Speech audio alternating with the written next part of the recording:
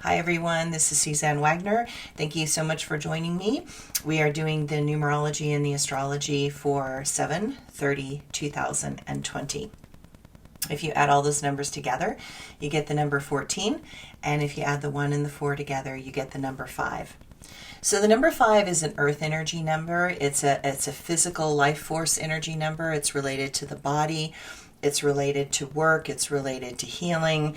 It's about, really noticing what your body needs at this particular time and then giving it what it needs. I think that this is one of those days that you might notice that physically you need to change your diet, or you need to change your exercise pattern, or you need a lot more water, or you just don't feel quite right. And so you want to go, get some blood work and check your body and just see how it's doing. Because, the reality right now can be harsh.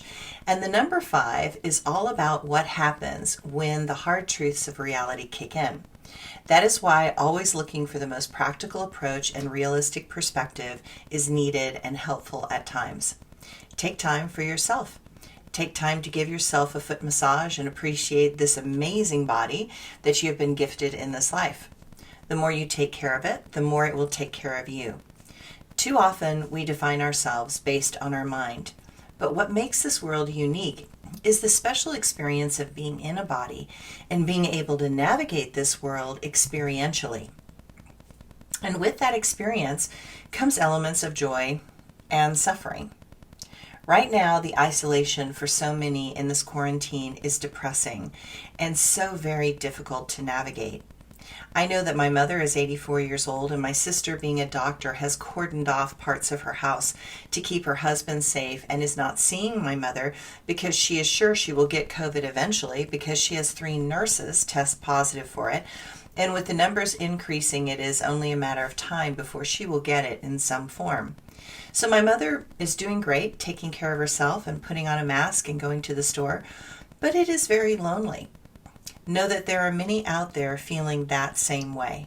Reach out if you can and connect with those that really have no one to talk to. The astrology today. Mercury opposes Jupiter, and it will form a trine to Neptune later today. Let your ideas inspire you to find the deeper meaning to this moment in time for yourself and others. Pay attention to the details to the best of your ability. Research facts and be clear in this confusing time. You are being stretched way beyond your old and familiar comfort zones. Welcome to the new world that is outside each of our bubbles. Those bubbles have been burst, and new ones are failing in this ridiculous world of carefully constructed lies.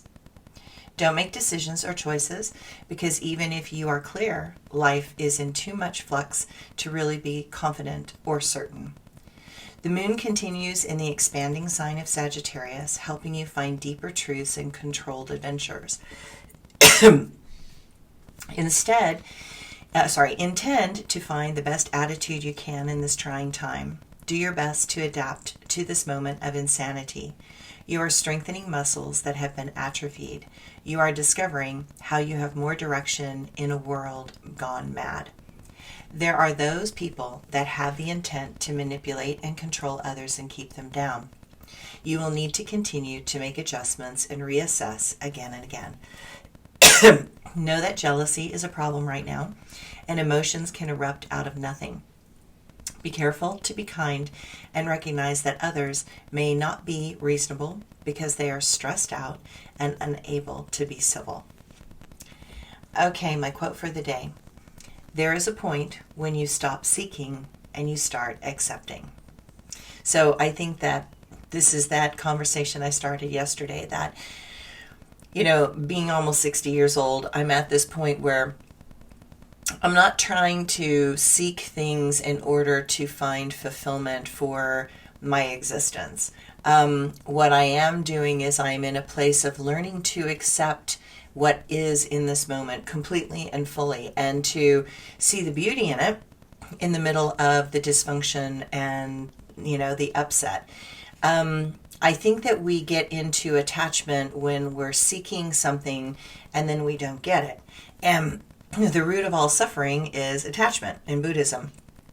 And so, if you're seeking, you have an agenda and you're looking for something. And, the joke about all the enlightened people is they say once they became enlightened, they realized they always were. And so it's always there, that enlightenment, that awareness inside of you is always there. But when you are seeking it, you are thinking that you're not there. And instead of accepting what is, and opening, and when you open, then you start to discover that it actually is right there if you just get still enough and get out of your mind.